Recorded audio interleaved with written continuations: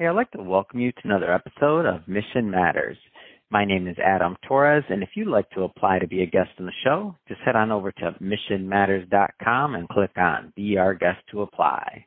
All right, so today I have Larry Dorfman on the line. He's co-founder and partner at Roots Real Estate Investment Community. Larry, welcome to the show. Good morning, Adam. It's nice to have an opportunity to be here. Thank you. All right, Larry. So I'm excited to get into Roots and really how you're helping investors and also the investment community in general. As everybody that's been listening to this show for a long time knows, I'm a big fan and proponent of building a community, not just a business. So I'm excited to get into how you're doing that over at Roots. But before we get into that, we'll start this episode the way that we start them all with our Mission Matters Minute. So, Larry, we at Mission Matters, we amplify stories for entrepreneurs, executives, and experts. That's our mission. Larry, what mission matters to you? Yeah, well, Adam, at Roots Real Estate Investment Community, our mission is to help 1 million people build wealth by opening real estate investment up to the masses, literally to accredited investors, non-accredited investors, and in particular to the residents who live in the properties and actually pay the rent. Awesome. Love bringing mission-based entrepreneurs and executives on the show to share why they do what they do, how they're doing it, and really what we can all learn from it so that we grow together. So great having you on. And I guess, just to get us started, before we get into Roots and before we get into your model, which I find very interesting, how did you start out in real estate? Like, where'd this all begin? Well, it's a great question, and I have the wonderful pleasure of telling you that as a professional real estate person, I have almost 2 whole years involved. Prior to that, as an investor, many years, dozens actually. But I was running a different kind of business in a whole different world. And one of my sons, who's been in real estate for well over a decade, actually 13 years now, I think, came up with the concept of Roots. And during the pandemic, when we all had a lot of time to chat, kept bringing it to me as, here's this idea. And I kept going, that's a wonderful idea. Go do it. And then all of a sudden it was, no, you're misunderstanding me. I'm thinking we should do this. Yeah. And I was like, are you sure? Because I might be known to have a bit of an A personality, and I've avoided being in business with any of my 5 children, quite frankly. But of the kids, Daniel is the most zen of them, if you would. And this idea of his was pretty compelling. And so I got permission from his mother and all 4 siblings, basically, to participate. It has been an absolute dream to work with him and to follow his vision down this road of Roots. Oh man, that's a great story, and this is a new one for me. And I got to tell you, Larry, I'm over 5,000 interviews, and I haven't heard this quite one. So you got and the permission from the rest of the family. You're going to you start the business. You're obviously an experienced real estate investor on your own end, and now you're thinking about funds and bringing in investment capital and building a community around it. Maybe start with Daniel's just the vision and like some of the construct of the company and what makes it unique. For sure. Daniel's initial vision really built around the concept that real estate investment has a moat around it.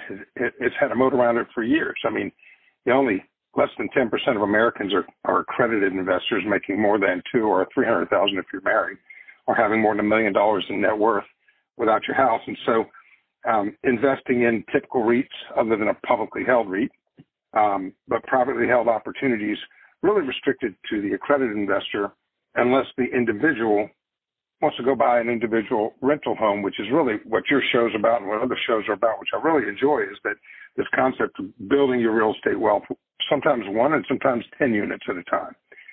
But as you well know, the liability of jumping into that first property, it takes bravery.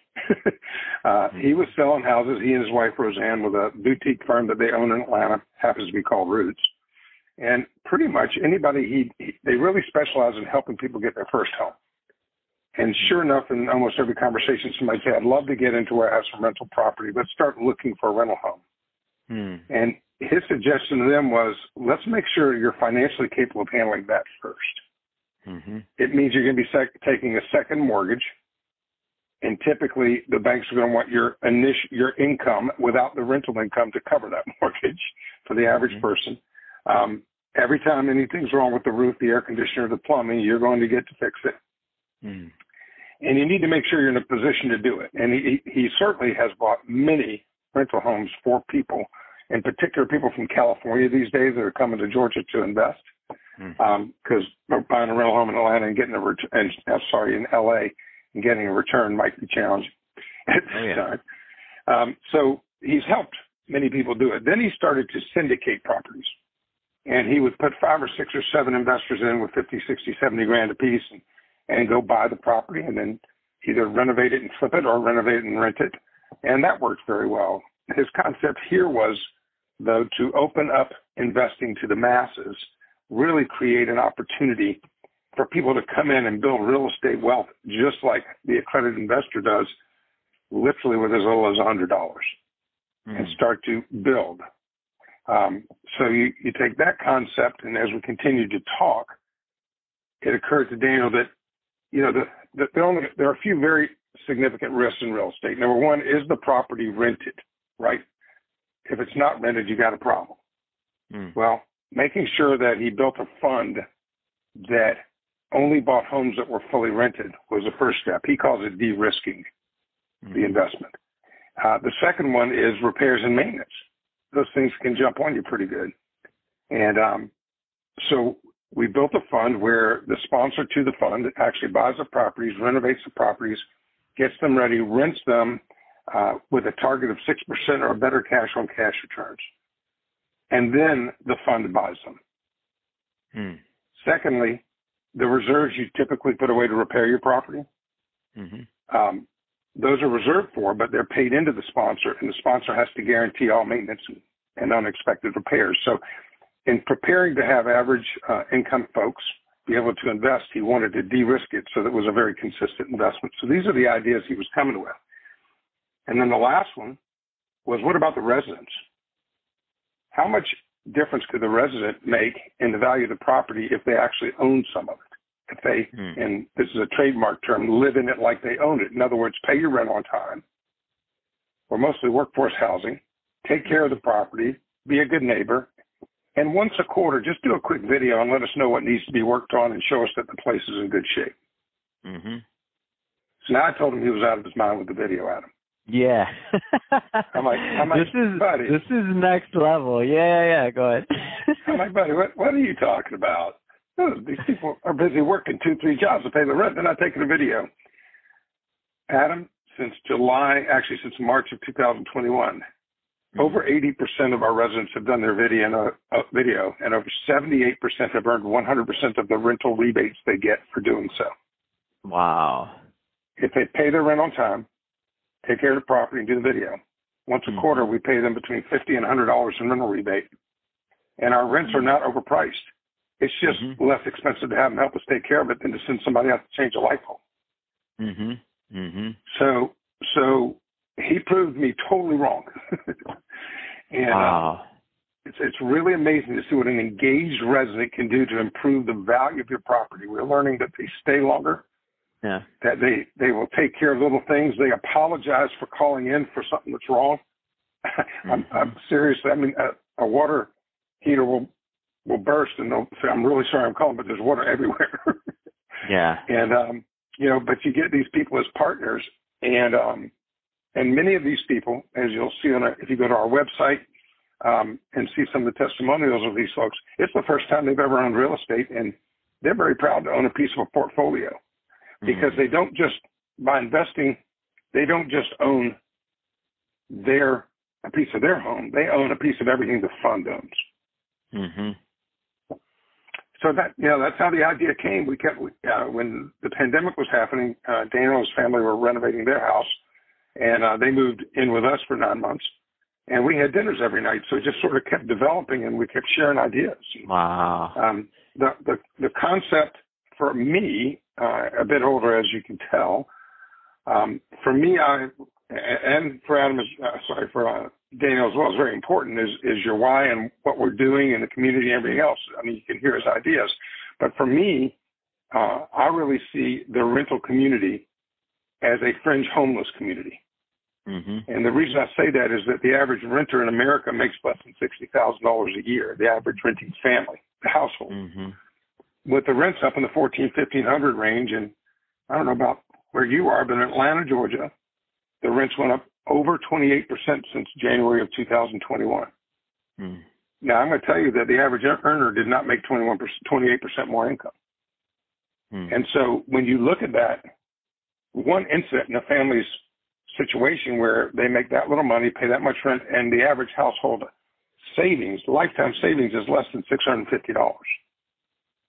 So it's really a borderline homeless situation. So when Daniel came with this, I'm starting to think, okay, well, that can make a significant difference. If we could help somebody take the security deposit that they pay, and instead of thinking, which they do, and believing they'll never get it back, it's just a cost of renting. Mm-hmm. And by the way, when they don't think they're going to get it back, they don't take care of the property, so you have a double whammy. Mm-hmm. But all of a sudden, the minute they come in, they can invest that money and start making the returns that the fund makes. Historically, it's been 15 to 18% over the first year and a half, 2 years. So they can earn money, put their rebates in every quarter, continue to build wealth. And right now, we've got somewhere around 70 residents or households that have in excess of $2,200 saved each. And that's less than a year and a half. Wow. Almost quadruple their life savings. I'll tell you, the model and what you described. So Larry, first off, I think it's amazing, and it's so interesting to me because so my first property, and this is taking me back, many years ago, to my early 20s. I remember, I was one of the, live in one of the units, rent the rest out in a little fourplex. And so I got to kind of see what the residents in that area, I was young, I was single, I didn't have any real obligations, so it wasn't normally the apartment or the area I'd always live in, but it happened to be at that point. So I got to see firsthand what you're talking about, and how important, and how if something happens in the family, people don't necessarily not want to pay rent. They're not if something happens, they got to fix a car or something else happens, that can really affect them to get behind, and it's not something that they can necessarily catch up on immediately. So all the things you're talking about in savings and otherwise are right. And then the other part of it is the rewarding responsible, renters and individuals to take care of the property. I happened to be fortunate to live on site, so there was a lot of that, to where there was a lot of pride in our property and everything else from the community. But I was there, so it felt like a little community too.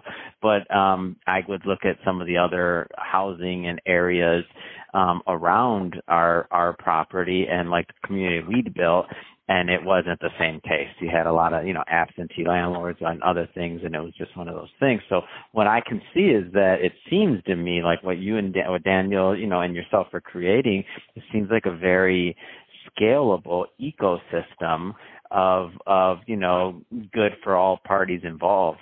And speaking of the party, so I get the model now. I think it's a great model. It's innovative. I haven't quite heard something like it, especially when you talk about the video portion and that. When you told me this and I was listening to it, my first thought was what? But then when you told me the 80%, I can imagine, especially for the tenants that are there for a while. So some tenants will be there, 5, 6, 7 years, who knows? I mean, that's how some of the tenants that I've been in that property when I was there, I remember some of them been there way before I was there, and they'll be there way after I was there too. They built a life around that community, so they ain't going anywhere. And so when I think about it, I bet you on some of those videos, some of those are almost testimonials. They're saying higher and other things. I can see over time. I'm not saying that's happened, but I can see it. Cool. I'd be surprised. They'd be and they might even throw in a thank you for fixing the water heater last month, and we appreciate it. I can see kind of the ecosystem and community being built at scale, almost like social media. I can see it. That's the vision, is to get these people to really share what's going on. We don't have a video of it, but we do have a story of one guy who actually replaced his own toilet, and and he's telling us about it. And I'm like, why'd you replace your toilet? He says, well, it was fine, but I had this buddy, and he had these new toilets come in, and he gave me one of them, and I'm like, well, my toilet looks old. I'm going to put the new toilet in. And, of course, not being the real estate guy, I'm going, that's awesome. And Daniel's going, no. No, don't start working on it. Yeah, don't start working on it. No. No, I'm cringing too. I'm on Daniel's side. I'm like, no. Next thing you know, and how was the work done? Oh, no. Yeah, we have some funny moments where, I'm not the real estate guy, although I've learned a lot in a couple of years. He is truly special to watch him work. And I'll think something's really cool, and he'll be like, no, Dad, that's really probably not what we want. That's a bad idea. Well, I'm glad Dad is providing the training wheels over there. That's awesome. It comes full circle, right? Yeah, all the investors can feel comfortable with Daniel in charge. That's awesome. So speaking of the investors and how that side works, so we've talked about the model. Let's definitely spend some time on the investor side of things. So you mentioned de-risking the investments by making sure that they're occupied. Go a little bit further into like what investors can expect and kind of that side of the equation, if you will. Love to. So one of the things is how I was in the car business previous to this, and the dealers and automobile dealers will tell you that you make your money when you buy the used car, not when you sell it. Because if you're good, you'll sell it at market, right? If you don't have to sell it, you'll sell it at market. But when you buy, you want to buy when somebody needs to sell, if that makes sense.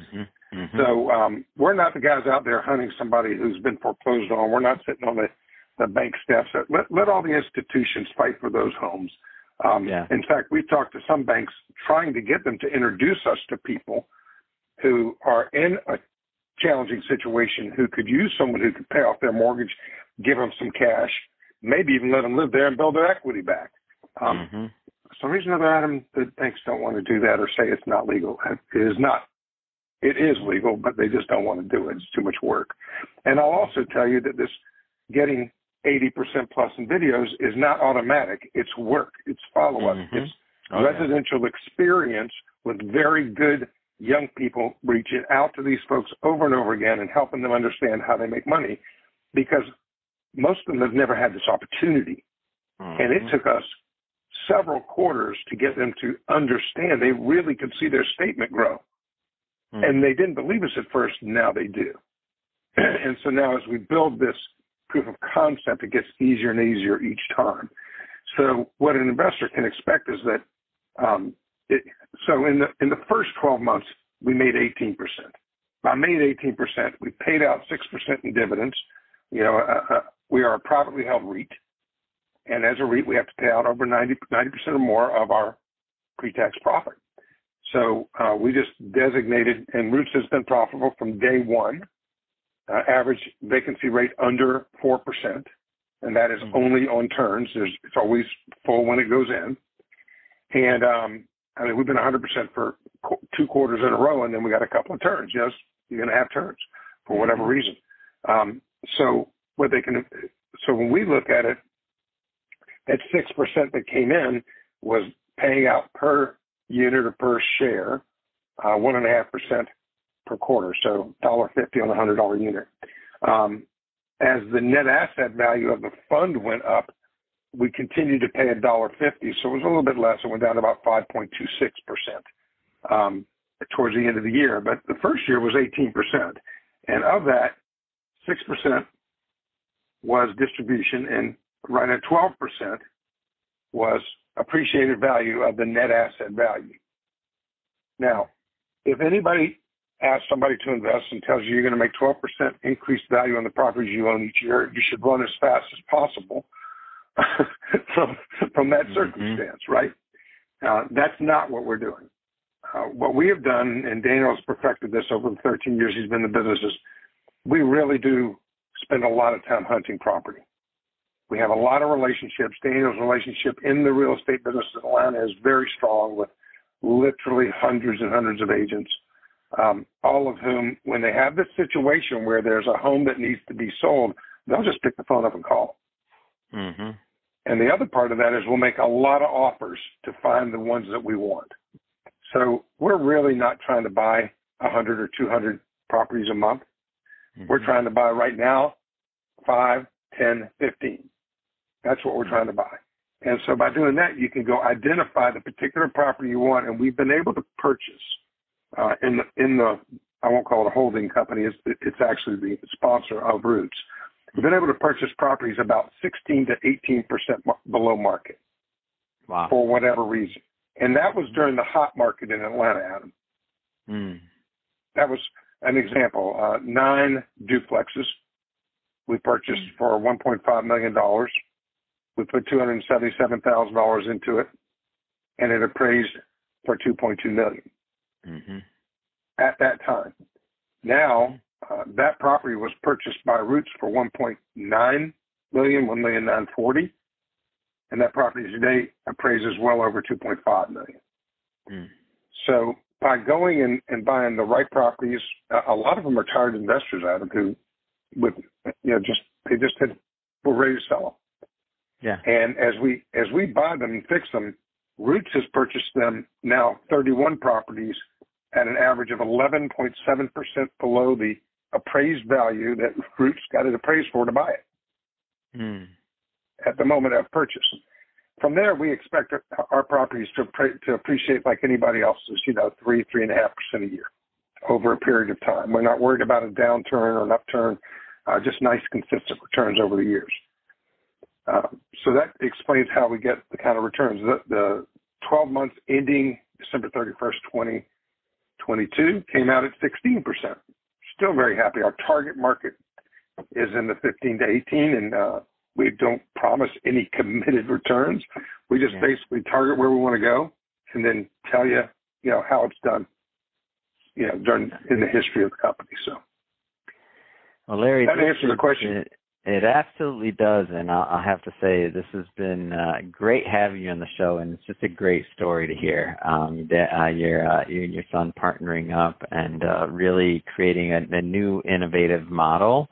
I believe it's new and innovative. Maybe I haven't heard of anything quite like it, especially involving the renter side of it.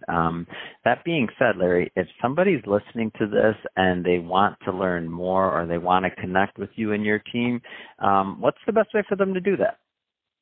The best way to do that is just go to investwithroots.com. And the story's told pretty well there. You can also reach out to me directly at ldorfman@investwithroots. It's DORFMAN, investwithroots.com. You can hit my cell phone at 404-732-5910. That's been available to people for all 45 years I've been in business. So, well, actually, before that was a home phone number. But we appreciate you having us on, Adam, and you're a great interviewer, and just your knowledge of the business really helps us feel good about where we're headed with this. Very kind, Larry, and great having you on. And we'll put all that information in the show notes so that our audience can just click on the links and head right on over and check out your site. And speaking of the audience, if this is your first time with Mission Matters or connecting with the platform, we're all about bringing on business owners, entrepreneurs, and executives and having them share their mission, the reason behind their mission, and really what we can all learn and gain from that so we all grow together. Again, that's the whole point of the platform, so we can all learn and grow together. If that's the type of content that sounds interesting or fun or engaging to you, then hit that subscribe button, because we have many more mission-based individuals coming up on the line. We don't want you to miss a thing. And Larry, again, really, it has been a pleasure. Thanks again for coming on. Thank you. Take care.